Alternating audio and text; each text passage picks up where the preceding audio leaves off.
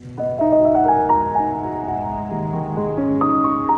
a fading February afternoon in 1980, the French intellectual Roland Barthes made his way towards the imposing Collège de France. He was returning from lunch to an unfinished seminar on Proust and photography. Barthes stepped into the road. Hurtling towards him was a white laundry van. He was struck down. For 4 weeks, Barthes hovered between life and death.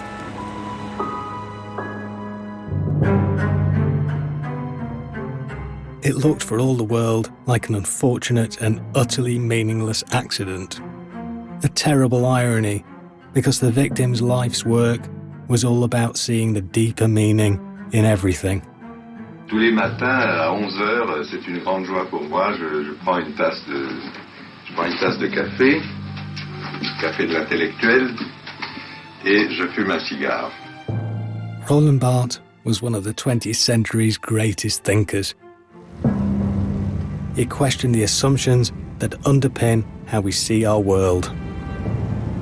In 1957, he published a book he called Mythologies that looked seriously, rigorously, and in detail at popular culture. A series of essays, Mythologies, broke down the barrier between high art and consumerism. Barthes saw Gothic cathedrals in Citroëns and fairy tales in washing powder. He decoded the theatre at the heart of wrestling, the worship of Einstein's brain and of Greta Garbo's face, the French patriotism in steak and chips, and the unsexiness of striptease. For Barthes, these everyday things are myths, so commonplace we take them for granted. Yet they're packed with deeper meaning. That idea may seem obvious to us now, but it was far less so until Barthes had popularised it. As a radical thinker, Barthes questioned how myths are used to shore up prevailing power and money. After Mythologies, the world never looked or meant the same. This 1950s book and Barthes' whole way of deciphering the world are still relevant in our digital age. In a world teeming with relentless messaging and ever-growing complexity, myths have the ability to hoodwink us more than ever. Inspired by Roland Barthes, I'm exploring myths today with the help of myth-busting and subversive modern artists who are questioning the meaning of everything, from money to the Madonna. Some of these myths Barthes wrote about, others he would have recognised, and a few would have been totally alien to him. I want to find out how far Roland Barthes' ideas have permeated our culture and how they can help us to understand today's world. So what might Roland Barthes have made of the 21st century?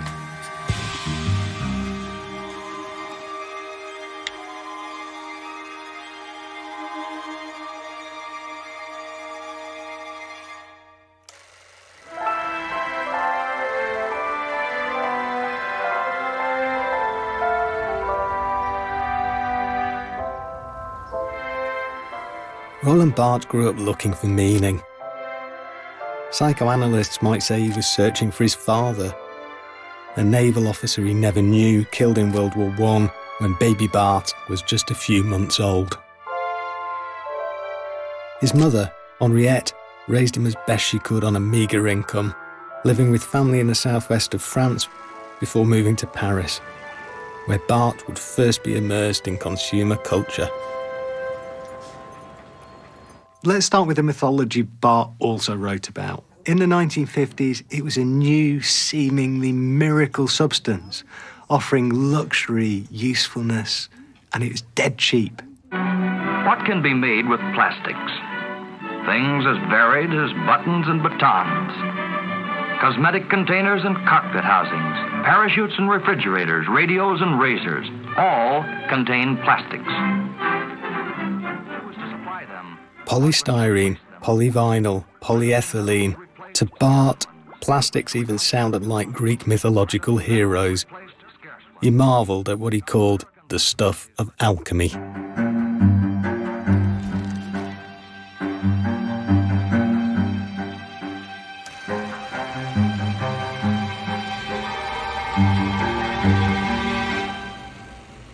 Plastics are really quite fun. They're quite childlike, and that kind of malleability, that tactility.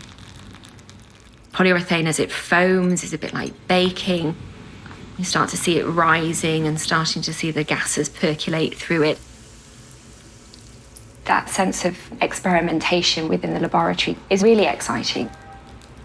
And the point at which you bring materials together, that chain reaction that occurs within the materials can be really quite rapid. So the timescales of production are really quite short relative to the longevity of the material. They aren't static, so their colour might change, their physical integrity might change, they might warp, they might start to crack. So the production can be kind of alchemical, but also the way in which they transform over time is actually really very interesting. Today, the myth of plastic has taken a full U-turn. From the wonder material of the 1950s to the poisonous waste of the 21st century. Now plastic is a myth that says pollution everywhere, in the oceans, in Arctic ice, even in our bodies. Yet we still use it every day. Even in the 1950s, Bart sensed that mass production of plastic might one day be a threat to nature and to life itself, imagining that the whole world could be plasticized, as he put it. One artist is creating a whole gallery of plastics to subvert the myth. I actually used to live past this cliff here.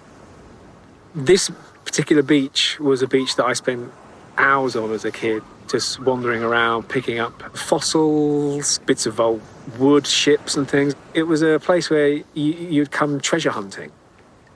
And then after a while, I became fairly obsessed with the amount of plastic that was down here and wondering that someone should do something with the plastic.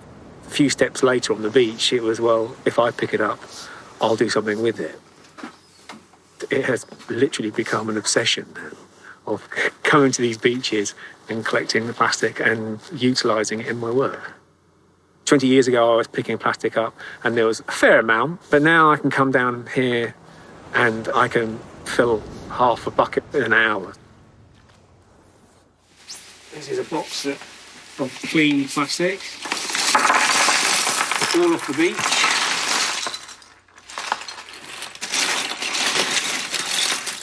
So many lighters. It's kind of like an archaeology of everyday life. This is the stuff of our lives. You know, I grew up in the 70s, 80s, and I was surrounded by plastic toys. And I didn't even think about what the material was. And my parents certainly didn't think that they were giving me something that was a material that should be considered, even considered. Oh, they are. Was it? There's a small little figure, a man sitting down there, look. Is he wearing a suit? I think he might be. The irony is that when it was invented in the 19th century, plastic was hailed as the substance to save endangered species. It could imitate luxuries like tortoiseshell and ivory. Plastic billiard balls might even have saved the elephant. So in some ways it was a very democratising material. This knife here, one might think that it was made of ivory. And actually it's not. It's a cellulose-based derivative material. And so the idea that you could have luxurious goods without the actual price tag attached to it, I think was really very important. These glasses are cellulose acetate, but these would have been mimicking tortoiseshell. I think they're superb materials, but there is a knock-on effect for us using them. And we have to be conscious of how we're using them, why we're using them, and when we're using them, but we're still going to want to use them. For me, there's a material paradox when it comes to plastic. As a sculptor, plastic is a fantastic material. On the other hand, I know that it shouldn't be here, and I'm disgusted about the amount of plastics that are here. The plastic industry are not getting smaller, which means that more of that will end up in the ocean, and then subsequently more of it will probably end up on my beaches. Yeah, it's going to keep you busy.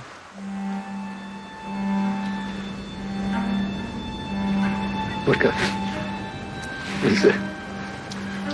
this credit card. You got the full number and the security code.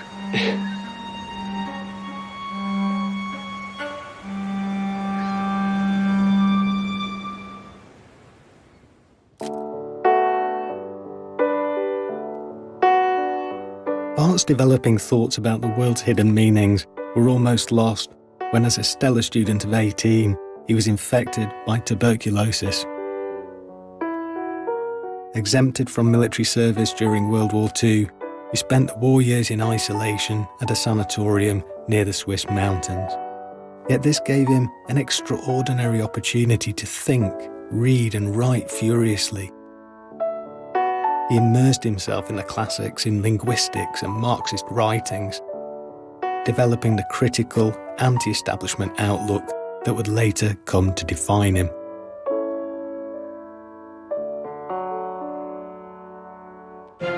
The Marxist view of the world, and I'm no Marxist, is that history is a struggle between the classes and that the masses, the proletariat, are being oppressed by the owners of capital, the bourgeoisie.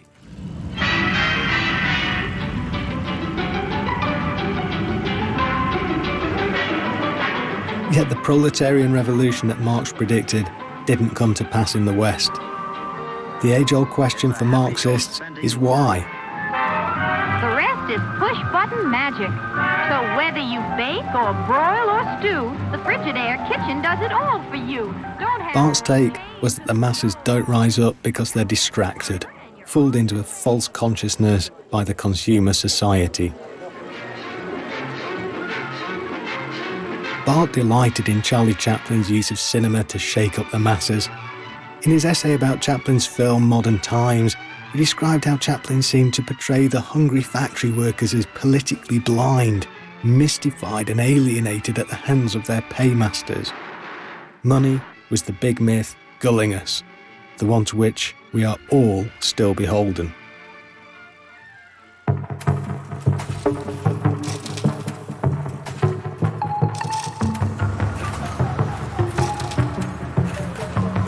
Nowadays, it's almost impossible to imagine a world without money.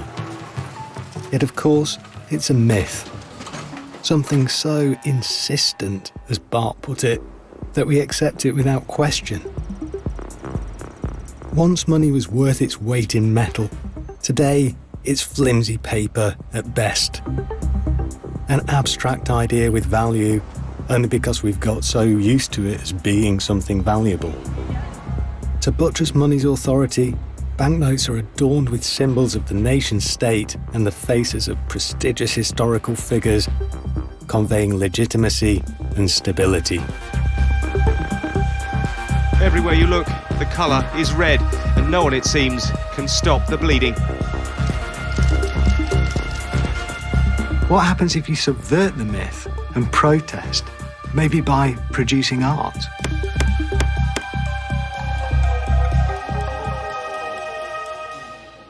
When you think about how prevalent the object of money is across the world, and when you think about the myths that it also facilitates, it's a continual visual reminder of the nation states.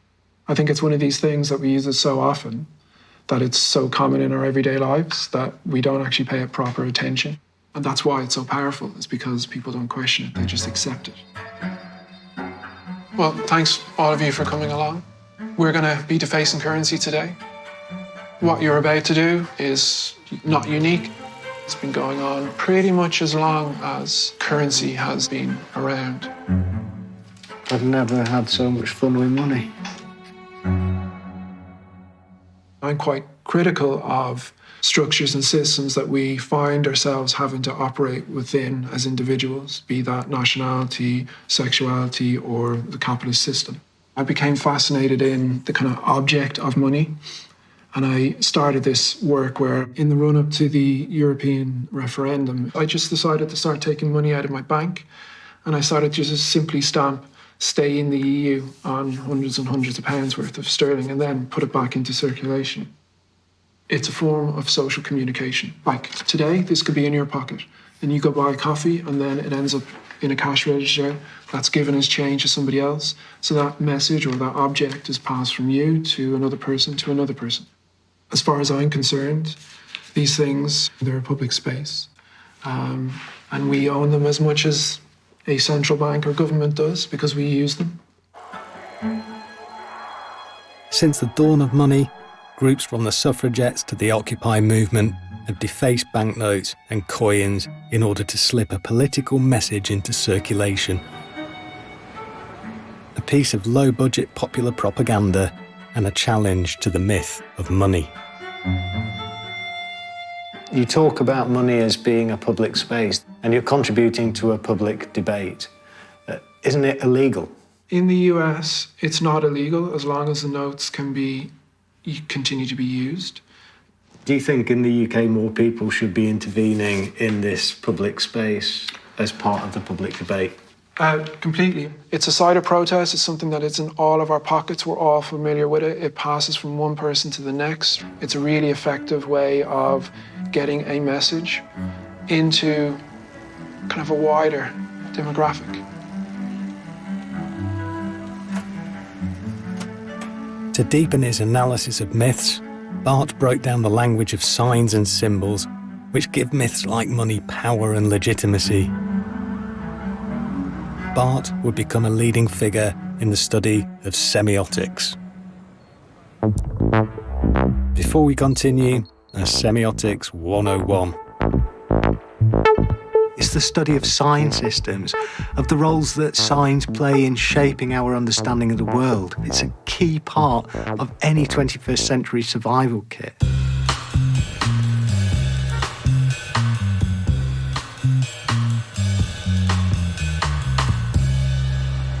We tend to think that signs have a universal meaning, but do they?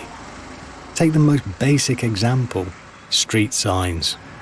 Humans have this amazing ability to create and follow conventions. A no entry sign doesn't look anything like not entering. You have to learn the convention, the rule that this red circle with this white bar means don't enter here. According to Barth, our brains are constantly processing signifiers, like the no entry symbol, and recognising what he called signifieds. In other words, the meanings they point to, which in this case is don't drive down here. Signifiers trigger meanings for us, and these meanings are called signifieds. Take the high-vis vest. One signifier, two signifieds, two meanings. Once, it symbolised authority and municipal work for the common good. Now, after the protest of the Gilets jaunes in France, the new signified is revolution.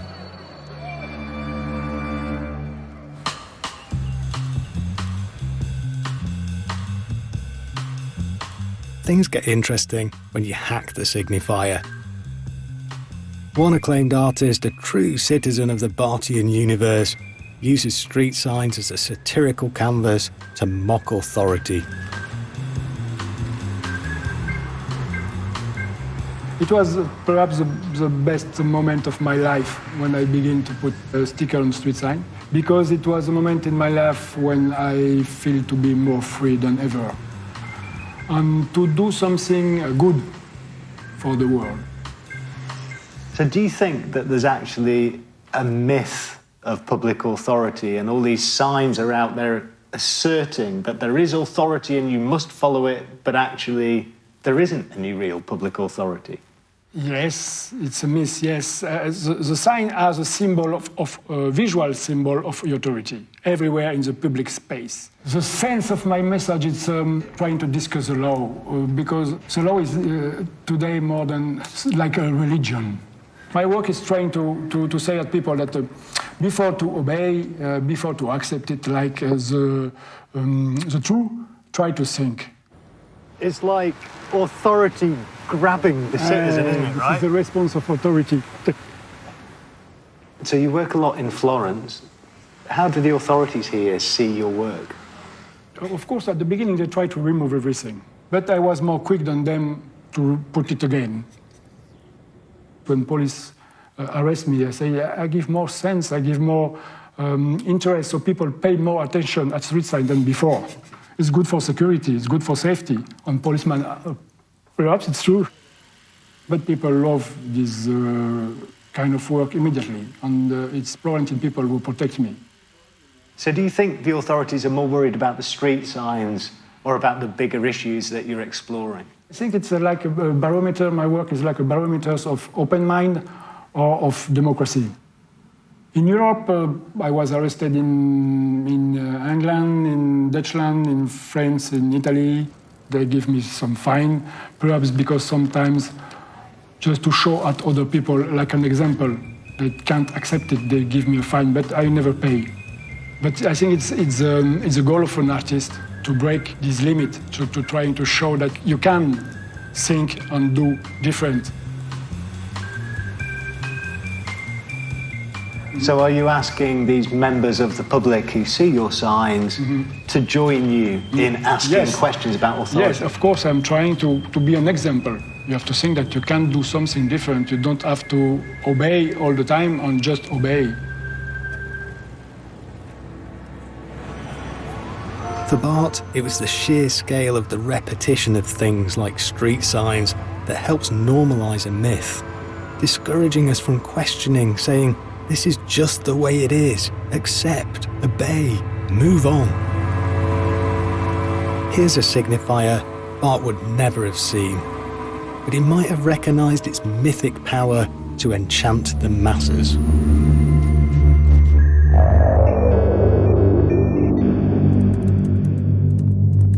Wi-Fi, a myth symbolised everywhere by a fan of black bars. The internet has come to signify our empowerment, how quickly we can reach information, the latest slug of news, crazy meme, or social media rumour. Yet there's a deeper meaning. This connectivity runs two ways. The fan symbol also says you're potentially under surveillance. Your location and consumer spending are being harvested. Your emails and apps are tracking you. Behind the cloud of streaming content of our everyday internet is real but largely anonymous physical infrastructure, connected to massive data centres through a network made and maintained by faceless corporations. So what does the internet actually look like?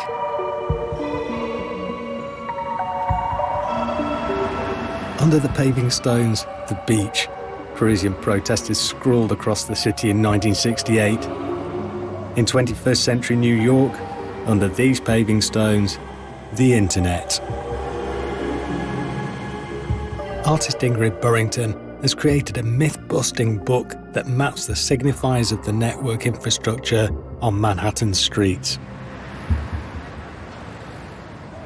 So we are outside 32 Avenue of the Americas, and it was built for AT&T for a very long time. This building had lots and lots of mostly women operating switchboards to manage long-distance communications out of New York City. In the late 1990s, it got turned into what's called a carrier hotel. And a carrier hotel is basically where different parts of the internet meet each other. And this building also, it has these mosaics in the lobby, which are all about the wonder of communications and how the radio and telegraph are like bringing the world together. And there's something from the earlier periods of the 20th century when people still were kind of in awe of this technology that's sort of still alive in a building like this. But there is a kind of irony that there are these marvellous murals celebrating communication and we can't go in and see it. Does that say something about how transparent the internet is? They're private infrastructure maintained by private companies. There is no kind of obligation for the public to have access to or understand what that technology does. It means that it's really hard to hold companies accountable or have a meaningful conversation about what it is we're building here. Well, I guess most users just care about, is the Wi-Fi free? And working, yeah. Much as we might analyse the cave paintings of early humans, the symbols of the internet reveal the physical objects that make up a brave new world. They speak to the myth that the technology is an empowering virtual playground in which we are liberated to have fun, connect, share, explore, and do business. What is all this stuff? These spray paint markings indicate buried utilities. All of them are color-coded. So orange in the United States usually indicates buried telecom cable. So what's with the yellow and the red? Yellow is gas lines and red is electric. Yeah, once you sort of notice one little bit of spray paint on the sidewalk, you kind of can't stop seeing it. It's kind of everywhere. In the UK, telecom is actually green, not orange, which is quite funny because in the United States, green is sewage, and the relationship between internet and sewage, I'll let you think about that one. This is a Link. It is a Wi-Fi kiosk that is run by a company called Link NYC. So you can make phone calls, free Wi-Fi. So these are free to access. How are they paid for? Advertisements kind of help pay for it. They claim that they don't collect personal information, but like anything that has wireless access, if they don't know who you are, they certainly know what someone with your phone is doing and what they're accessing, which is like very useful consumer data.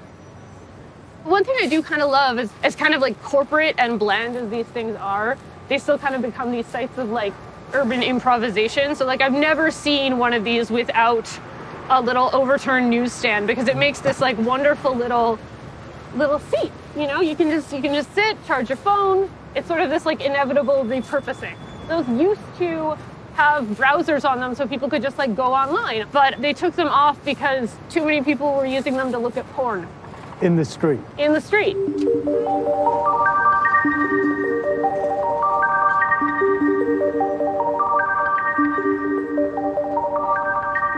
So given the internet is actually physical, who owns the internet? So most of the internet runs on privately owned networks that are owned by different companies. This is sort of how the internet got set up in the late 1990s. For the internet to continue to exist, people have to keep being able to make a profit off of it. So companies need to find more and more ways to kind of monetize people's activities and behaviors online. So who does the internet actually serve?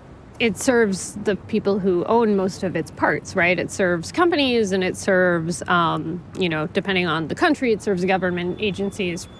When new technologies emerge, they tend to inherit the power structures around them. And I don't want to say that people don't benefit from the internet. I don't think I would spend so much time thinking about it if I didn't love it. But it is kind of increasingly kind of used against people who are supposed to be getting something out of it. Today, the myth of the internet has meshed with the myth of money, creating a new currency, enabling anonymous users to make vast and hidden transactions. Cryptocurrency is a form of decentralized digital exchange that avoids the traditional banking system.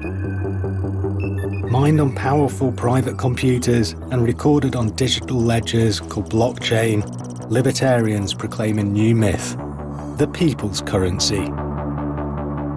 Its very value lies in its unfathomable mystique. It doesn't need the nation state. Unlike the banknote, it's faceless. How apt that Satoshi Nakamoto, who created a blueprint for the top cryptocurrency, Bitcoin, in his celebrated 2008 white paper, remains unknown and unmasked.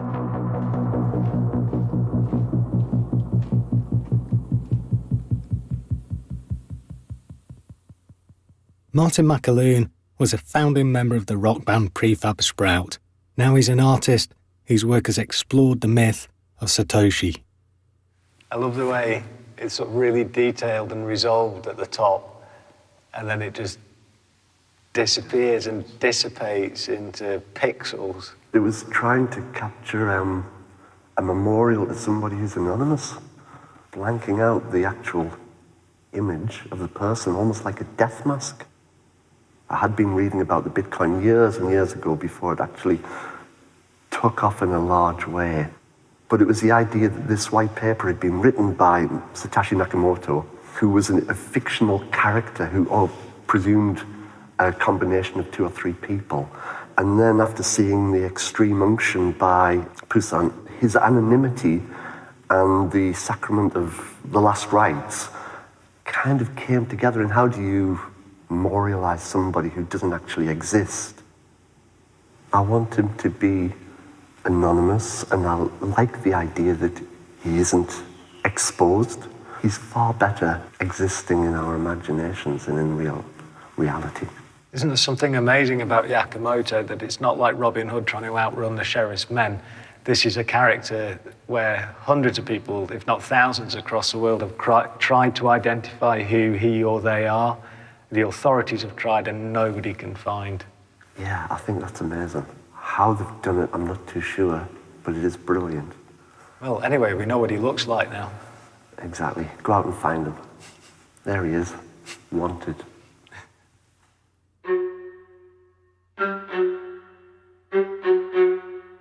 Unlike Satoshi Nakamoto, Bart in the 1960s became ever more visible as his fame grew.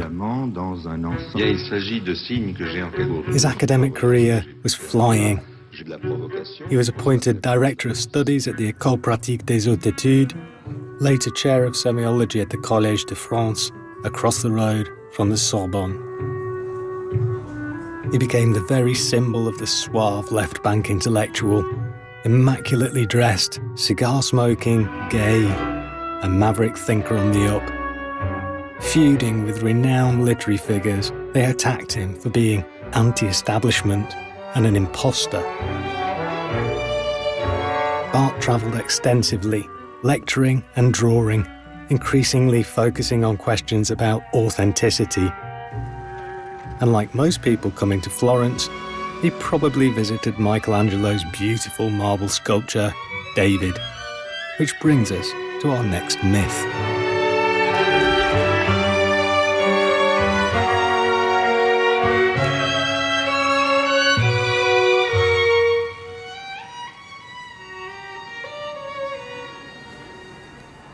David is way out of copyright.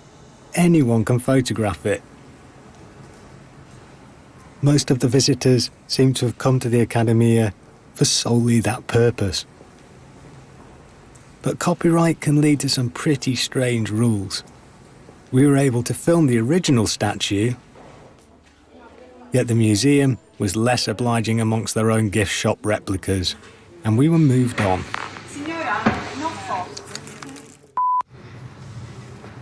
David, this quintessential bit of Florentine masculinity is everywhere now. New mass production technologies mean new mass-produced Davids.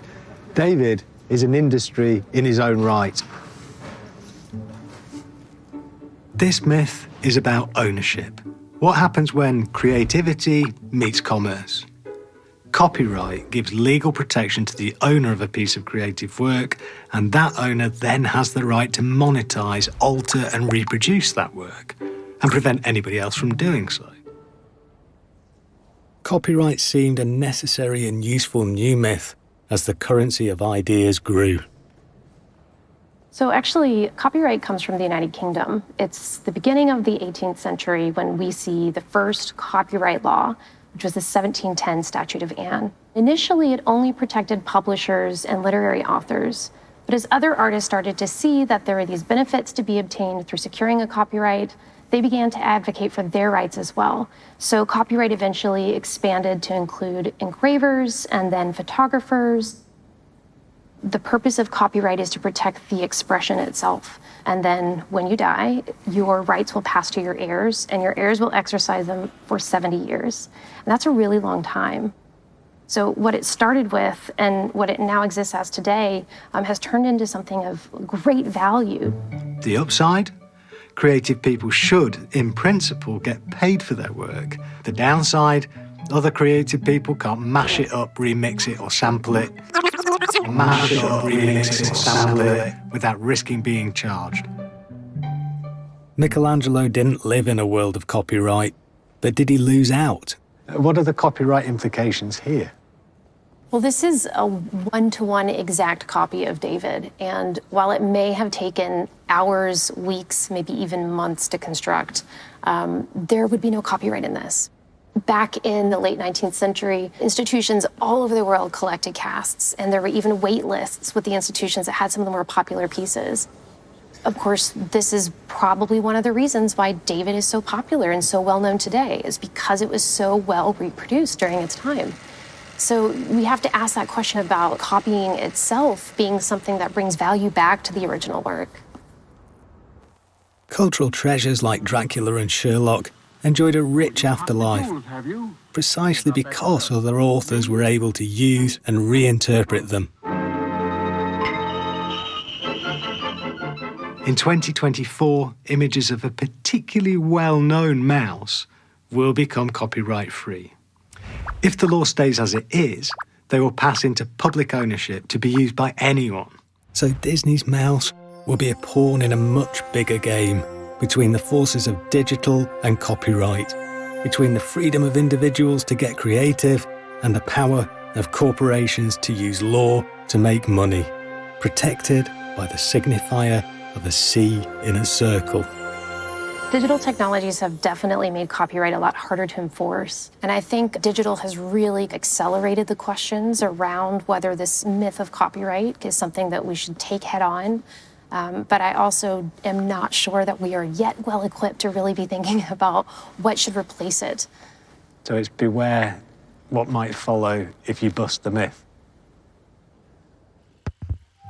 Back in the 20th century, as film, photography and advertising began to dominate popular culture, Barthes became increasingly preoccupied with the power of the replicated image. Nous sommes entrés dans une civilisation qu'on appelle une civilisation de l'image, et par conséquent, la pédagogie doit s'adapter à ce nouveau langage qui est installé dans notre civilisation. In Mythologies, he's foreseen how images of everything from margarine to marriage were carefully confected myths, persuading women to aspire to be perfect beings. But representations of feminine perfection are rooted centuries earlier, not least in religion.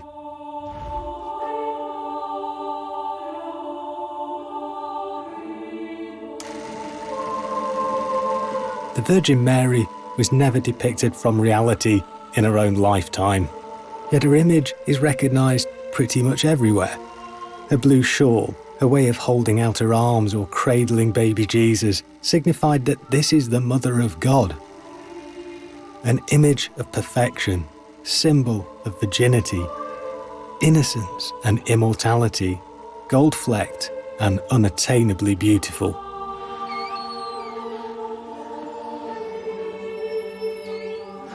Well, I'm like a Catholic in a candy shop. It's absolutely amazing. Look at these, dozens and dozens and dozens of little plastic Virgin Marys, and only €3. The mass production of the perfect image of femininity. In Catholic churches across the world, miraculous statues have been a focus of cult adoration of the Virgin for centuries, inspiring the production of huge numbers of images to ornament the homes of the faithful. The Virgin's image was every day, in every home, a mythic symbol encouraging more prayers, more offerings, more images. The Madonna established a pattern of adulation of the female figure, women to be venerated with offerings. In today's world, our hashtag cute girl, hashtag sugar baby, hashtag life goddess, online versions of the myth. Hey everyone, it's Molly. I'm just hanging out at my house. Some new media artists have responded by becoming the subjects of their own work, using online personas to subvert the myth of the perfect self. I grew up on the internet. I started really documenting myself and my life at a really early age. Started posting pictures of myself online when I was 13, 14. I think we're all sort of in conversation with self-portraiture now in a really interesting way, just because how the cell phone camera has become so ubiquitous, and thinking about the word selfie and how it didn't exist, 10 years ago. I did not see you. So who is Molly Soda? She's me.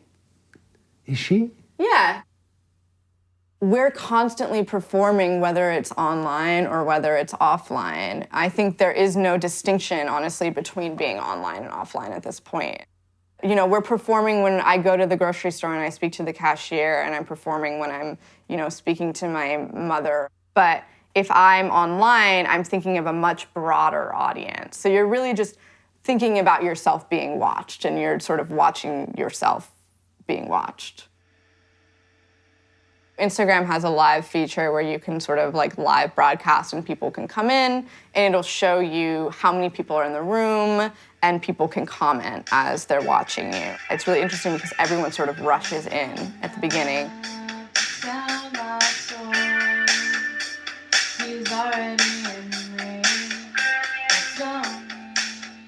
But then as time goes on, it just starts to wane and people start to leave the room, and you're trying to keep your composure and not feel upset that people are no longer interested in this song and dance you're doing for them.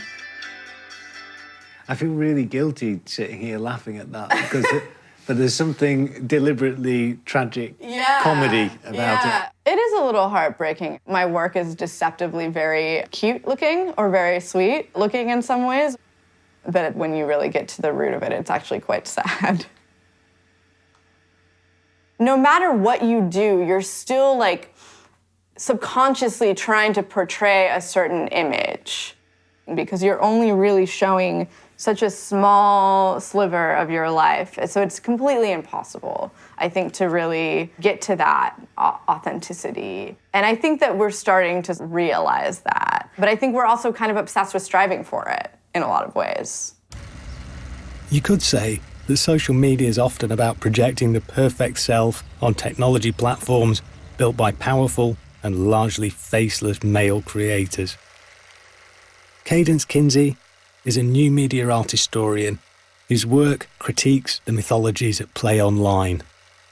The whole business model of social media is based on data capture, and this is something that I'm always trying to tell my students, that you are not the consumer of social media, you are the product. You are what is being sold to third-party advertisers. So they need you to behave in a certain way, they need you to fit that template. When we're talking about social media and we're talking about the representation of women, we are, of course, talking about how women are choosing to represent themselves. But this is really one of the myths of social media, that it is a vehicle for self-expression. So you have to think about who is developing the technology. And when you look at the developers of the technology, of course, it is predominantly young, white, male, straight individuals. And this raises all sorts of problems. It's absolutely bound up with ideas about the individual, of competition, and ultimately of trying to sell something. The mythic ideal has to be the perfect type that can never be reached, so people are always striving to reach it. But all I need to do as a consumer is just buy some more stuff, buy the next product, and maybe one day I will become this ideal male. Yeah, how's that working out for you? Really badly. It's very expensive.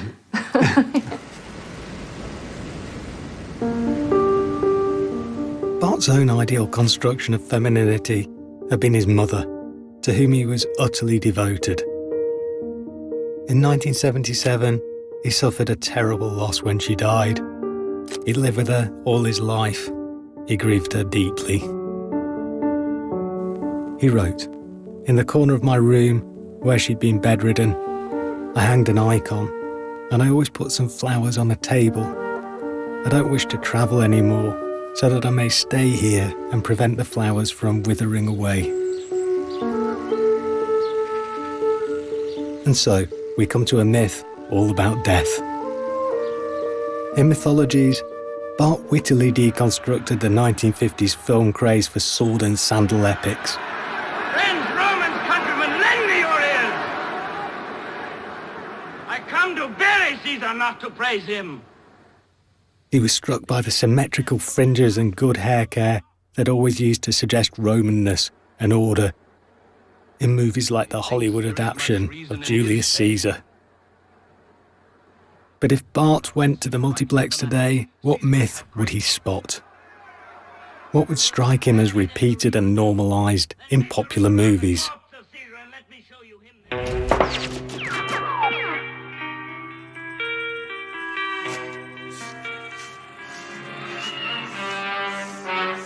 Is it true there are no bad guns, only bad people? I mean, take the Tommy gun. Wielded by gangsters, a symbol of criminal violence. By Winston Churchill, a symbol of bulldog defiance. What's so disconcerting about the myth of the gun is that it's a signifier of death and destruction. Yet the signified is more commonly aspirational. It's one of authority and resolution. Popular culture mythologizes it as an object of desire and fantasy.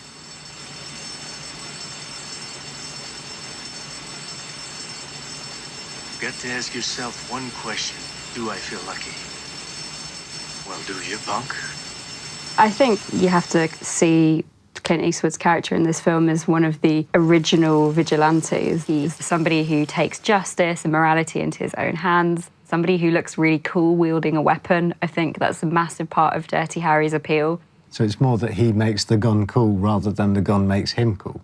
Oh, exactly, completely. Can I see it? Oh, you want to see my gun? Yes and no. For me, this scene is a kind of classic example of the gun as a phallus, and the gun as kind of very symbolic of masculinity and very aggressive, macho piece, as it were. There's a moment when the villain character says, "Do you want to see my gun?" And Denzel Washington says yes and no, as if almost to say, no homo. And then later he points the gun at the man's crotch. And it's all about the penis.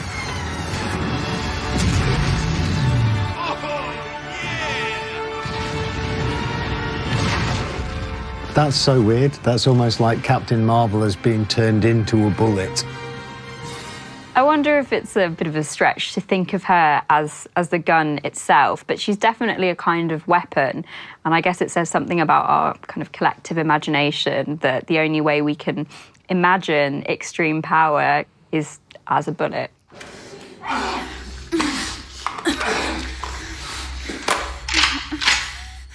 I think that's the first clip that we've seen where you actually see the exit wound. So it's not just shot, problem solved, it's shot, absolute physical carnage. Yeah, and that's really important in the context of this movie, which is a rape revenge film. I do think it's significant that the filmmaker of Revenge, Coralie Farja, is a woman. And so all of the costuming, the perspective, the fact that it is a woman carrying a gun, all of that is more loaded. So ultimately, is the gun's place in cinema as a narrative device for resolving very complex situations very simply? I think you could definitely see it that way. There's good, there's evil, and one of them has to be eliminated, and it's a very quick and efficient way to do it with an automatic rifle. Myths say this is just the way things are naturally. Guns are order. Women can be perfect. Plastic is useful. Wi-Fi is free. The devil's greatest trick was to persuade the world he didn't exist. Which leads us to the biggest, most pernicious and dangerous of modern myths: race.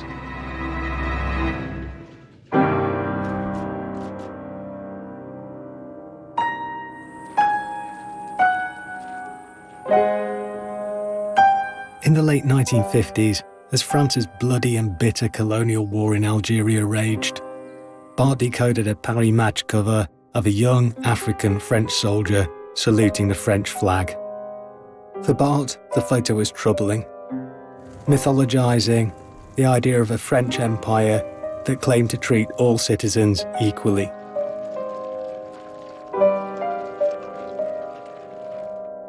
Most people still think of race as a natural phenomenon, a biological reality.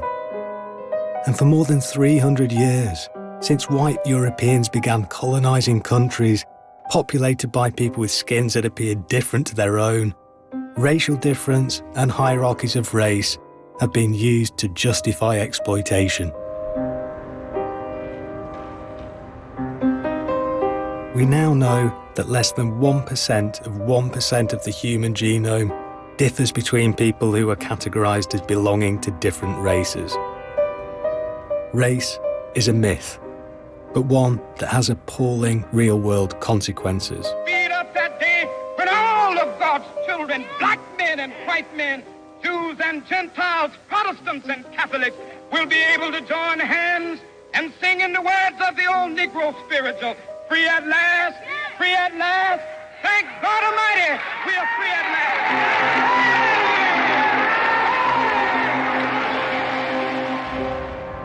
It took nearly 100 years of lobbying in Washington before a museum representing African American history and culture was finally given a place amongst the great monuments of the city. When it opened in 2016, Dr. Lonnie Bunch became its first director. On the one hand, race is something we know is a social construct. But on the other hand, it is something that has socially destroyed so many people, so many communities, so many situations. So it really is a myth, but it's the most painful myth of the 21st century. The myths that survive for centuries are myths that give people either comfort or give them a way to hate or give them a way to offer control. And so in a way, race gives people that sense of being able to feel superior to some people. It gives people the sense to justify mistreatment and discrimination. And yet the scientific evidence is simple, that less than 1% of 1% of DNA is different between people of supposedly different races. But we are mainly a people that are visual. We are people that need to organize and make sense of our lives. And to ask people to look beyond that 1%, when the most obvious thing is the color of skin, texture of hair, it's very hard for people to get beyond that myth. So I'm 25% Irish. Do I look Irish? And so in a way, what's so powerful is that even 1% of a myth trumps 99% of the truth. When I built the National Museum of African American History and Culture, I built it in part not to point blame, not to find guilt, but to say that look at how a country can be made better by people who, on the surface, didn't have the influence, didn't have the power. I believe so strongly that whenever there was a moment that American notions of liberty, independence, freedom, fairness were enlarged, they were enlarged in part by an African-American community and their supporters. So for me, it's not about saying we'll transcend race. It's recognizing that that road will always be there, but we have an ability to make that road the way we want it. Race is such a huge part of everyday conversation, it's rarely challenged. Today, perhaps, myths of race are beginning to unravel. A process partly led by young artists with new, challenging and radical representations of blackness and identity. So this work is called This All Belongs to You. It's just filmed on an iPhone by my wife, who I gave strict instructions to press play. And then I just danced in the heat of Southeast London air. The song is Nina Simone's Little Girl Blue. And Nina Simone's a really big part of my work because of her discomfort with the world. I think she taught me to be uncomfortable and to do something about it. It's about a queering of blackness. I suppose the obviously queer thing is that I'm voguing for some of it, which is a really important part of queer black culture. But then I'm also in head-to-toe skinhead, and that's confusing for people who don't know the roots of skinhead culture, and to see a black person wearing those clothes is really confusing and contradicting. And I think that that is what I'm trying to say, is that you cannot make sense of blackness. If you try and make sense of it, then you are restricting it and not letting it grow. I'm attracted to the skinheads because it's my culture. My dad's a black skinhead. I suppose it's almost just like a religion, really, you know, the ethos behind the early 1969 skins before it got co-opted by white supremacy. Do you think that by being very clear about your own work, your own identity, that it kind of expects of audiences that they raise their game? People's expectation of blackness is so limited that any kind of portrayal of it is really important to pay attention to, because it kind of embarrasses that gaze. Just by being myself, I produce an image of blackness that is confronting to the white gaze and perhaps makes them question what they thought of blackness in the first place. 30 years ago, I'm not the secretary of the Smithsonian. So there's no doubt that there's been profound change, but there's not been profound erasure. When President Obama was elected, there was this notion we were in a post-racial world, that we were going to be able to look beyond color. We were going to be able to see beyond that 1%. And what we've learned is that that'll never happen, that there will always be a need for people to transcend fairness. So I am optimistic that we as societies will grapple with race, will improve our race relations, but it will always be a struggle. For me, that myth means that the price of fairness is eternal vigilance and eternal struggle. For me to live honestly is to give that problem, this is like a James Baldwin quote, to give that problem back to the oppressor and say, this is not my problem. You're the one who's upset. It feels kind of powerful and lovely to think that, you know, I always say, like, you're looking at me, but I can look right back. And let me tell you, like, it's more embarrassing for you, not me.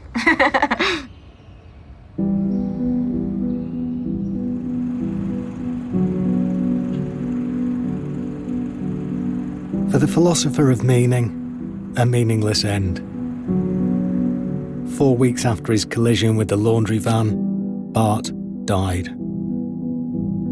Roland Barthes est mort à la suite d'un terrible accident de voiture. Il avait 64 ans. Why the accident happened is shrouded in mystery. Friends suggested he'd simply given up on living, broken-hearted after the death of his mother 3 years earlier. At his funeral, buried beside his mother, a small group of renowned writers, publishers and philosophers gathered to mourn the loss of their friend. In his own lifetime, he'd stoked controversy and been denounced by fellow philosophers and theorists. But in death, Barthes, like Sartre, became a kind of icon, maybe even a myth of his own.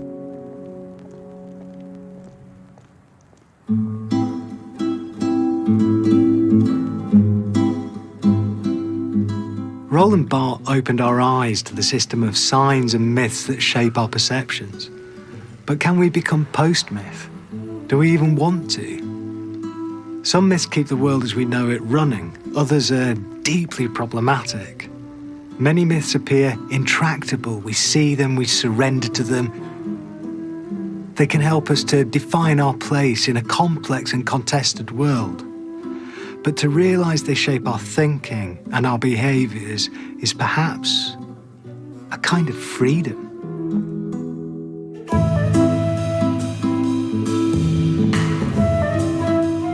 Next, diary entries record the thoughts of friend and foe alike on BBC4, the first of new series Berlin 1945. And later at 10:55 on BBC4, the life of a Scottish soldier revealed through his lost diary of World War I.